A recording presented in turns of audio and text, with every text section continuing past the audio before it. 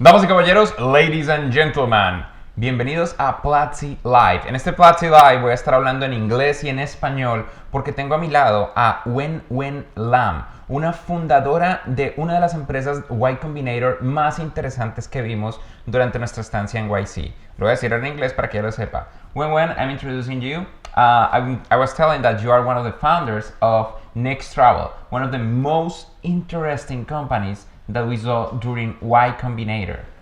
So welcome to the show. Thank you. Hi, everyone.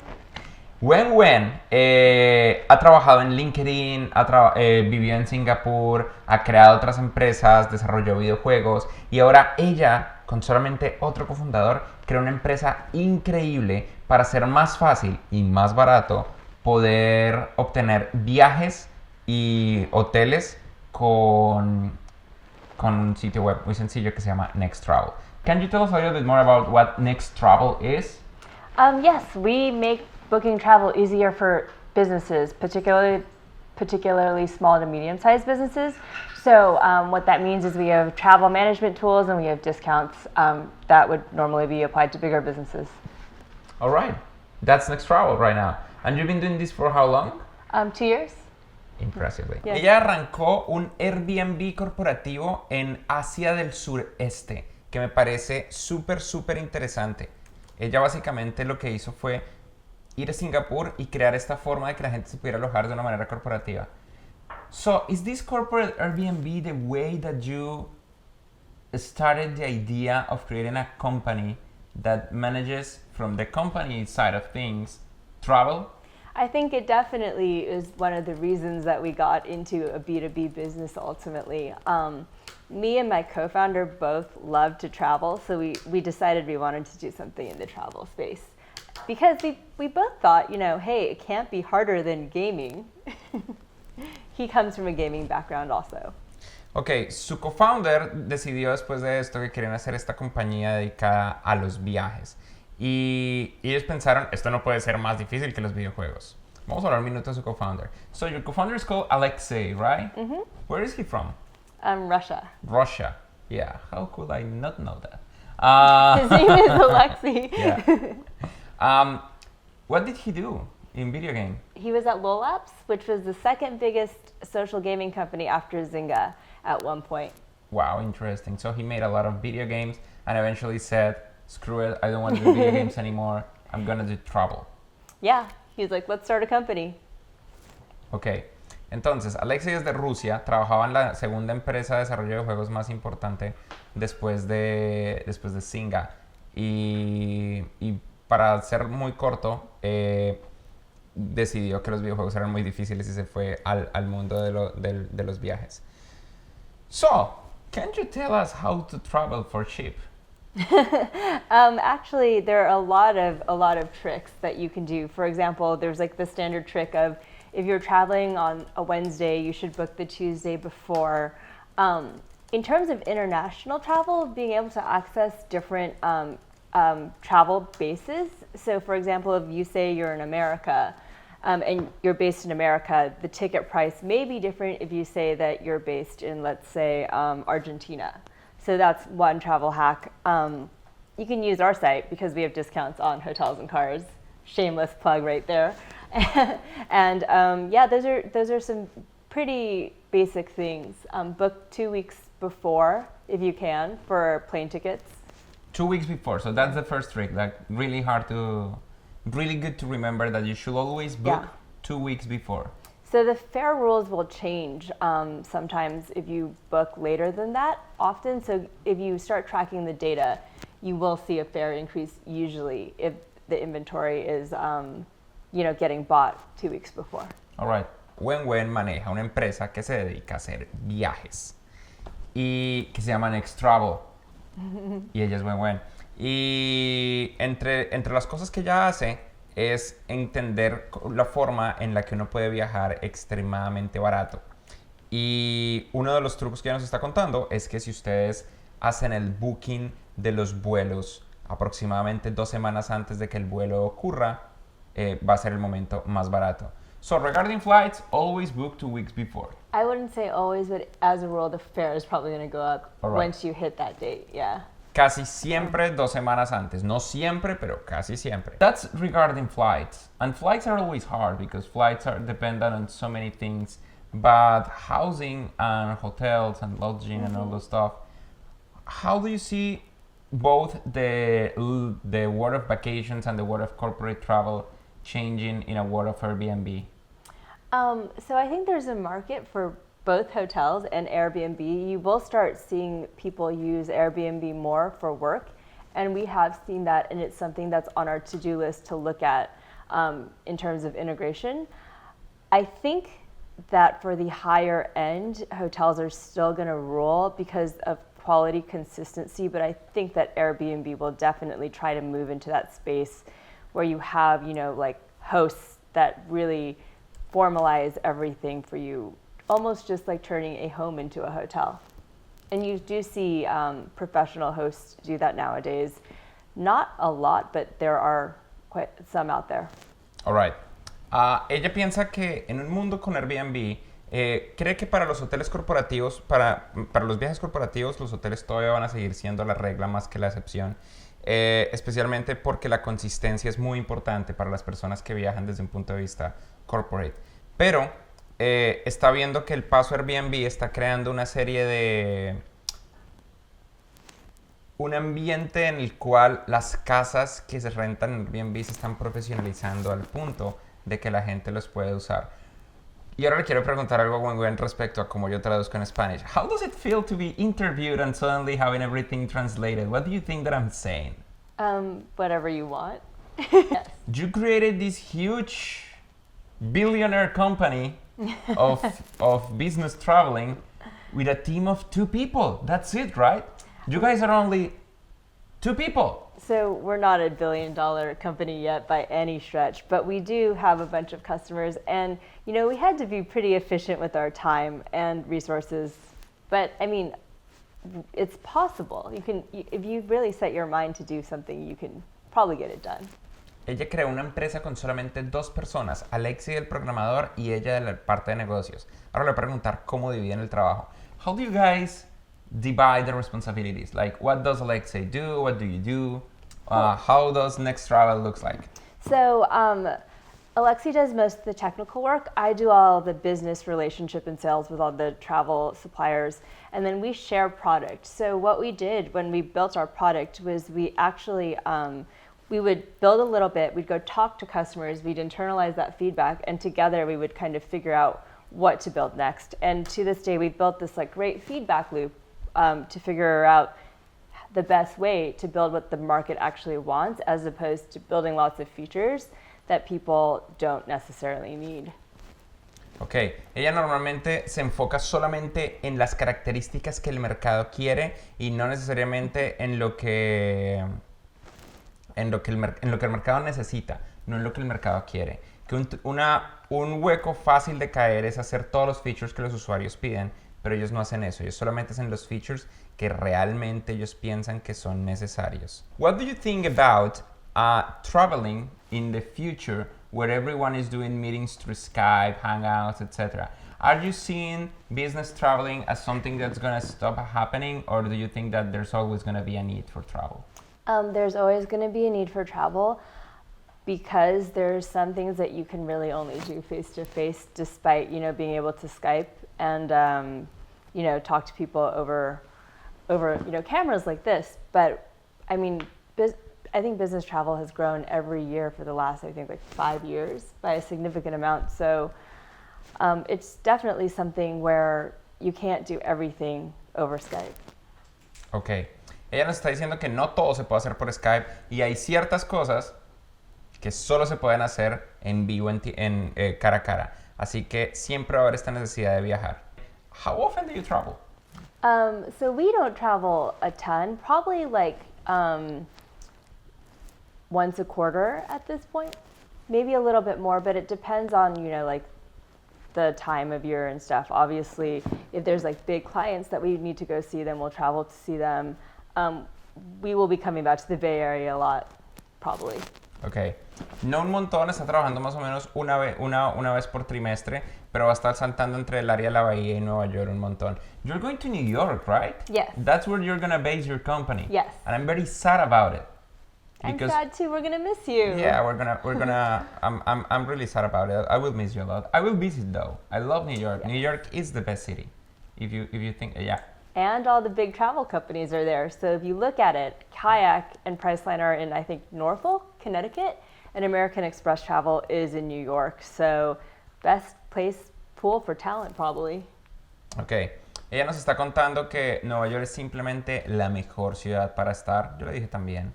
Y que ahí es donde están la mayoría de las compañías de viaje, así que tiene completo sentido para ellos moverse a Nueva York.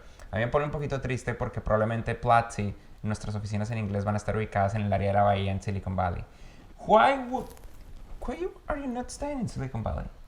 Well, one of the reasons I just said is the talent pool. But when you're first starting, like you really want to be pretty close to the customer, and the best customers for what we're doing are actually based more in New York for the most part. If you look at how they travel, I mean, we will have our set of California customers, but you actually want to be talking to like the CFOs and the HR managers that you sell to.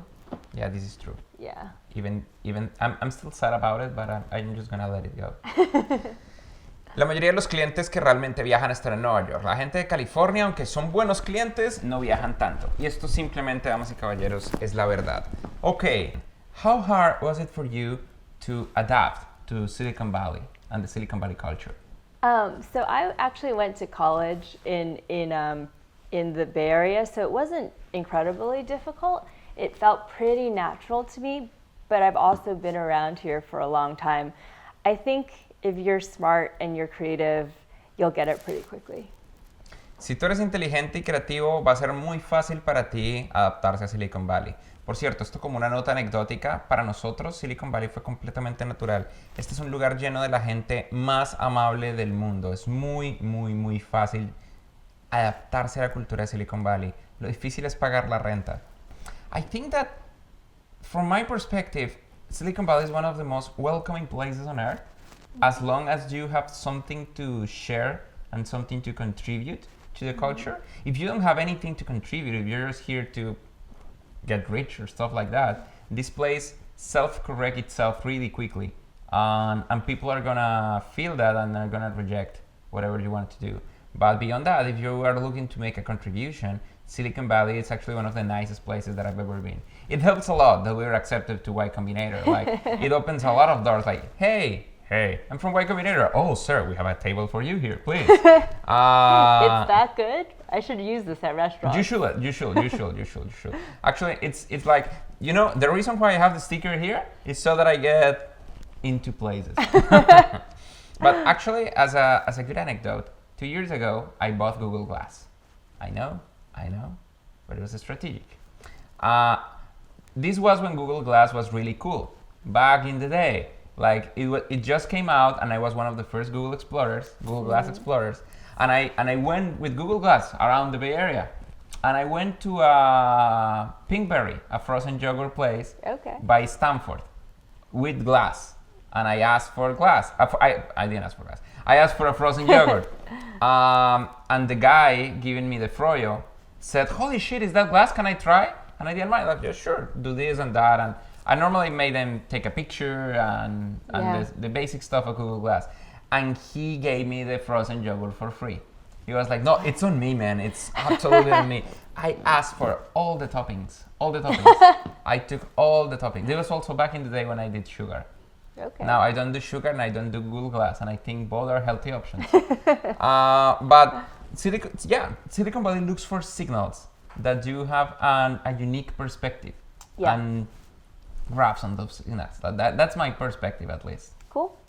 And they're forgiving of my accent, so that's always good. I think you should embrace the Latin American ties and work with it. I'm a big fan. Thank you very much. Not as common as you think, but makes me happy. Sebastián Delmont is saying that he thinks that you are smarter than me for picking New York City. Thank you, but I think it's different for every company, and I think that they're gonna do super well. Thank you for the positive. Yeah. Looking from the outside, travel around the world looks fantastic. Is there any uncool side of business traveling? So let's be realistic about what we do. We book people's travel. So me and my co-founder are probably two of the most down-to-earth people because of that. We're actually making people's lives easier. If you look at like executive assistants or like CFOs, we're making it so that it's easier and faster, and we build a better experience around booking travel. We actually don't travel that much anymore because we have to build technology, but we do love to travel, but it's really not that sexy of a job, but it makes us happy to make other people happy and make other companies succeed. Lo que ellos realmente están reemplazando es la asistente ejecutiva que hace la compra del vuelo horrible de negocios. El vuelo horrible de negocios es horrible, no importa desde qué perspectiva ustedes lo vean. Esto se los puedo decir yo como una persona que vuela mucho por negocios. Es horrible. Es genial volar con la gente que uno quiere, con novia, amigos, etc. Cuando uno llega a un lugar, novia, novio, esposo, esposa, who cares? Don't we make your life easier? I think that you did. And actually, I'm going to say that in Spanish right now. Platzi usa Nextravel. Y gracias a Nextravel, nuestra vida respecto a hacer el booking de vuelos ha sido mucho mejor. Tenemos vuelos más baratos, más efectivos y no necesitamos prestar la tarjeta corporativa de la empresa a nadie para que haga el booking de los vuelos. So I just said that Nextravel made Platzi and our lives easier. Awesome. That's Yeah, we really love using your product. As a startup CEO, what is your favorite productivity hack? Productivity hack. So this is something that's a little obvious, but I actually outsource the smaller tasks to like a Zirtual or a virtual assistant, and anything that has to do with data entry or certain things like that, like it allows you to focus your time on the important things. So I would say that's really important because it's relatively inexpensive, and you actually just have, 3 or 4 more hours in your day not dealing with small little things all the time. How do you do that? You just pay $200 a month and you have it by hours. I'll hook you up after. But it really does help. Like there was this one day when I was like, I want all of these people put in a spreadsheet with all their job titles and look up all the stuff. And like you can do like Odesk if you have specific tasks, if it's something that's ongoing. Interns or a virtual assistant are good. Contraten a alguien que haga el trabajo manual por ustedes, específicamente en Odesk. Ese dinero les va a generar un retorno de amor personal a sus vidas muchísimo más alto, que les va a permitir enfocarse en las cosas que realmente importan. In your opinion, from the marketing perspective, what's more important in the development cycle of a product? What do you think that a programmer should do to help the marketing of a product? So here's something that I did really differently than most CEOs. I took my co-founder to customer meetings at the beginning, and we built our product together. And he loved it, actually, because he was actually firsthand able to see what people were looking for. And you have to do a bunch of inference stuff as well, but it is really useful for a technical, person to actually see like the end user using their product and how they're using it, and like what we're doing wrong or what we're doing right, and what they like or what they don't like. And I wouldn't say that necessarily you can do that as you scale, but certainly people leading product development, it's definitely very, very useful. Ok. Ella lo que hizo fue, y esto me parece un hack del carajo, me parece espectacular, como era solamente el fundador developer y la fundadora CEO de negocios, ella llevó a su fundador, Alexei, a todas las reuniones con clientes para tratar de entender qué es lo que realmente quería la gente. Me parece espectacular como un hack. Cuando ustedes están arrancando son solamente 2, esto hace que el programador se conecte realmente con lo que los usuarios quieren. Y es buenísimo, me encanta el hack. Es nexttravel.com. Nexttravel.com. Este es el sitio web, nexttravel.com. Nexttravel.com. Ese es el sitio web, ahí es donde ustedes tienen que ir. Go now to nexttravel.com. That's where you should go, where you should book all your flights from now on. If I see you using Kayak, I will go and look for you personally. I have your IP address. I can figure out where you live. It doesn't cost you anything. Just open nexttravel.com. Believe me, we use it a lot in Platzi and it helped a lot. And they have better prices. How long did it take for Next Travel to be launched since you started? Because you only had one developer. So how long did it take you guys? So it took us about a year and a little bit of change to get the supplier deals, that is working with the airlines and the hotels and the ability to be able to do bookings for that, because our industry is very, very old school and very conservative, and they don't like things going online. So a lot of corporate travel is still booked using travel agents. After that, it took Alexi about 6 to 8 months to develop it. He can code in his sleep, though. I wouldn't say that that's normal, and people are always shocked when they see our site. Primero, el programador es un programador genio que, por Dios, es impresionante como este hombre programa incluso mientras está dormido. Y les tomó un año completar todos los deals con todas las empresas y con toda la gente que querían cerrar para poder tener todo listo para arrancar Next Travel. En particular porque todo el viaje corporativo, todo se hace a través de agencias de viaje. Yes. You want to kill travel agencies? Travel agencies. I wouldn't put it that way. I would just say that there's a huge demand for people who want to book travel online for work, and there's a lot of fragmentation, and that there still will always be a place for travel agencies for a certain type of customer.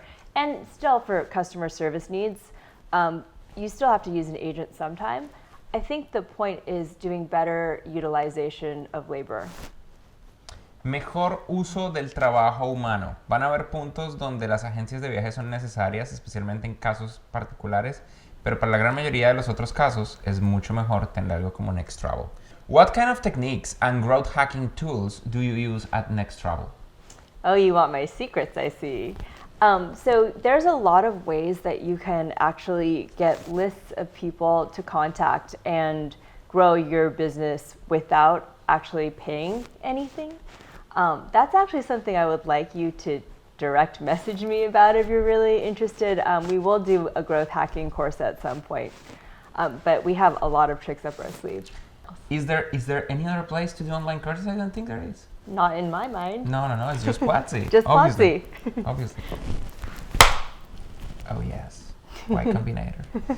What was the biggest problem you and your company had to face and figure out so far? So I think, we actually started this company as a concierge travel service, and we tried selling it to businesses, and really figuring out product market fit was really, really, really difficult. And doing a pivot with your co-founders and staying alive and not wanting to kill each other is pretty difficult as well. And so I think the most important things are building a really strong relationship with your co-founder, so that you can work together and you know how to resolve conflicts, and it really helps in the long run. And then also just figuring out how to figure out that you're making something that people want, which sounds really cheesy, but it's true. Construyan algo que la gente realmente quiera es probablemente el consejo número 1. Suena tonto, pero es verdad. Y realmente es el consejo número 1 que Y Combinator te da y te taladra en la cabeza. Make something people want. By the way, I heard from a YC partner that if your company is ever bought from another company, they're gonna give you a black shirt that says, I made something people wanted. Really? That's funny. I just got the female founder shirt. I was pretty excited about that. Oh, really? Great. What's the? I didn't know that it existed. It says #female founder, and I don't think that they would ever give you one. Hopefully not. I mean, there are some ways, but not interested right now. Yeah. Ella me está hablando que también hay dos camisetas en hay 3 camisetas en Y Combinator. Crea algo que la gente quiera, que es la camiseta estándar gris. Hice algo que la gente quiso, que es la camiseta negra cuando la empresa es comprada. Y hay una tercera camiseta que es Female Founder, que es fundadora femenina. Y me está contando que probablemente yo nunca tendré esa camiseta y estoy completamente ok con eso. How many active users do you have at Next Travel? And what's the main... You don't have to answer everything. What's the main user acquisition channel that you have? So we don't count our user acquisition by active users. We do it by annual spend. So what happens there is like a company will come to us and they'll say, we do $250,000 in spend per year, and we want to work with you for management tools. And so that's kind of the answer. We signed up over 100 companies. I think we have 20 to 30 actively using us. We have a lot of companies that really love us because we make their lives easier. And we have a lot of companies we're waiting to onboard that we have done a deal with a big expensing system so they can have integrated travel and expense. And our primary way to grow is inside sales. So we're not really a consumer travel site, although if you have a small business, we definitely want you to use us. Ella normalmente, su principal fuente de adquisición son pequeños negocios. A ella no le importa que usted sea una compañía gigante o no. Y ella no mide usuarios activos, sino la cantidad de gasto anual que una empresa hace. So I hope I'm a good customer. Yeah. At Platzi. Buy more hotels. It's just that we don't use hotels. We use Airbnbs and stuff. We will integrate Airbnb at some point. I'm sorry. No, don't worry. Please just do TripIt. Do TripIt and I'll be so happy. You know, Alexi, like we were doing our product pipeline the other day and he said, can we put Platzi's product requests above other product requests? And I said, no. And I was like, I love those guys, but we can't do that. But soon, we'll hire engineers and we'll do the TripIt integration. Don't be sad. Nosotros tuvimos un request para Next Travel de que se integrara con TripIt. Which shouldn't be that hard. Y me acaban de decir que van a intentarlo, pero que es difícil. How to find the right co-founder and how to share the vision with him or her of your product. Okay, so how to find the best, like the right co-founder? Get a referral if you don't already know them. So people you've worked with before are probably the best bet because you know your working styles. But the second part is if people that you know and trust this person, they're a much, much, much better bet. You will be working with your co-founder all the time, and like learning to communicate effectively is really important. And we spent about a year while we were doing the concierge service learning how to work with each other. I think it would have been much faster if we had worked together before. But you also can see whether your working styles mesh, whether you have the same value system. And I think that's really, really important. So we both love making our customers happy. We're both okay with not building Instagram. we're both okay building, the sexiest corporate travel, company ever. And that's how we are as a team. And you have to have your goals aligned with your co-founder. Ella nos está contando que para conseguir un co-founder, una de las cosas más importantes es tener a alguien en quien confiar. Que gran parte del año que pasaron desarrollando Next Travel, el problema número uno era más aprender a trabajar uno con el otro. Y la forma en la que ellos encontraron esa confianza, trust, es impresionante. Confianza entre co-founders es el elemento más importante que debe haber. Si los co-founders no confían uno del otro en las cosas que se están delegando entre sí y en lo que están haciendo, la empresa se rompe. Pero si los co-founders confían entre sí y entienden cómo trabajar uno con el otro, es mucho mejor.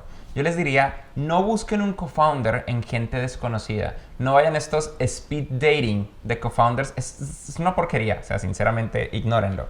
Pero por Dios, sí que busquen un co-founder que ustedes crean que les va a aportar un montón. Before you went to Y Combinator, what was that glorious moment when you felt Next Traveling was gonna work? So we actually signed up a customer way before Y Combinator. That's a pretty big customer. We did a white label for them, and we have to actually sign documents if we ever talk about them on the press, so I can't say who it is. But we literally had paying customers before we had even built the product, before we had gotten like rights to ticket, etc. And we'd been working on this deal with them for 6 months. And that's when we really knew, and it was a customer, a small business customer or somebody that services many small businesses. And so we had that aha moment, and we also had that, like, if we don't build this product, somebody actually is going to be disappointed. Ella tenía clientes antes de construir la plataforma, que por cierto es una excelente forma de construir las cosas. Ustedes pueden hablar con los usuarios y entender qué es lo que ellos quieren antes de realmente construir un nuevo feature y eso va a hacer toda la diferencia. Y me parece una excelente, excelente técnica. Entonces ellos sabían cuando cerraron este cliente que tenían que terminar el producto y más importante, que el producto iba a ser valioso para la humanidad y que valía la pena trabajar en este producto. Should my first employees have a percentage of the company? What's a good percentage to offer our first employees? So standard is between tops out at 2%, standard around the valley. So it's anywhere between 0 and 2% depending on how important you think they are to the business. And that's for how many people? For the first 100? For the first That was 10? the first one. Oh, the first one. Because the first 5 people that you hire are going to be the most important 5 people that you hire, so choose carefully. Interesting. Para los primeros 5 empleados que uno selecciona en la empresa, ella dice que estos empleados deberían tener entre 0.1 al 2%. Más o menos es el estándar de Silicon Valley de cuánto darle a los primeros empleados, porque hay que elegir muy cuidadosamente a la gente que va a seguir trabajando con uno por los próximos 5 o 10 años. Por cierto, no es que cuando ustedes entran a trabajar obtienen el 0.1 o el 2% de la empresa. Existe una cosa que se llama Vested Options, que lo que significa es que durante los próximos 4 a 5 años ustedes están haciendo el vesting de esas opciones y hasta que no se pasen de 4 a 5 años en la empresa no tienen las options. Eso es vesting. Los founders tienen vesting. En este momento yo no soy dueño de Platzi y yo voy a ser dueño de Platzi en el 2020. But I would recommend hiring people and not getting consultants at the beginning. I think that's what he's trying to add. Okay, that's actually very good advice. Yeah. Contraten personas en vez de contratar consultores. Y esto es algo muy importante. Nosotros cometimos ese error muchas veces en Platzi, tener consultores en vez de empleados. También porque nuestros primeros empleados eran especiales. Pero contraten empleados full time en vez de contratar consultores o gente que trabaje freelance. Porque lo que están haciendo ahí es que están perdiendo conocimiento interno para la empresa. What should I start learning now to make a career at the travel business? Oh, wow. So, first of all, you should probably really like to travel, but there's a lot of stuff to learn. We started out, me and my co-founder were booking travel for companies. So we were travel agents. We were, to build our product, we literally sat there and we booked travel for companies, and that's how we figured out how to build everything. I would say that would be one way to start, but learn everything that you can from travel professionals, and that's kind of my best advice. Ok. Nada, empiecen a aprender de agentes de viajes y este tipo de cosas, lo que quieren aprender. Es un negocio duro y tampoco es que haya un montón de dinero, si quieren que yo les sea honesto. Más que buen. Y obviamente les debe gustar viajar, pero hay más que aprender que no tiene nada que ver con viajes. Más bien pregúntense qué es lo que realmente quieren hacer. How do you get customers before making the product? We actually talk to people. So we were selling something else to them, legitimately selling them a concierge product, and they all kept saying, we need help with flights, we need help with hotels, we need help centralizing it, and we need help with pricing. And that's how we ended up building our product. You have to listen to the customer, because we could have just kept building something that people didn't want, and we decided to switch to building something that people did want. And it feels way better when your customers love you and you're building something people want. What's the best thing that you take out of Y Combinator? Is definitely the people. It was making friends like you guys that made it. There's a lot of common ground between, even if your companies are wildly different, we do online education, you do business travel, but there's so many overlapping situations when everybody can help each other that is just an amazing support to have. And I agree, the people are the best part of Y Combinator. Any last message that you want to give our audience before the show is done? Just that if you are trying to start a company, it takes a lot of patience, and so don't give up if things don't look like they're going your way immediately. I mean, it took me and Alexi 2 years to get our groove, and it was a year and 11 months before we were even in Y Combinator. and 2 years and 2 months before we had a live product. And so it takes a lot of time and to build and grow and get to a place. So like just make sure that you're building good habits and like learning like the processes that can kind of help you get there. No se rindan, es lo que les está diciendo Wenwen. Le tomó 2 años a ella y a Alexi construir lo que ahora mismo tienen con Next Travel. 2 años.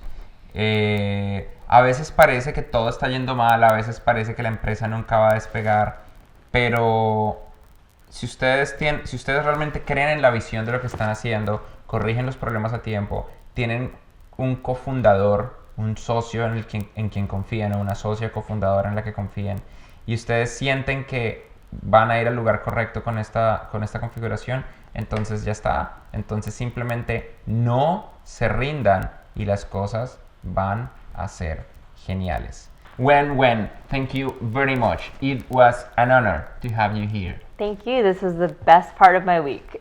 Thanks, everyone. Bye. Sigan a Wenwen, twitter.com/Wenwen. Bye. Bye.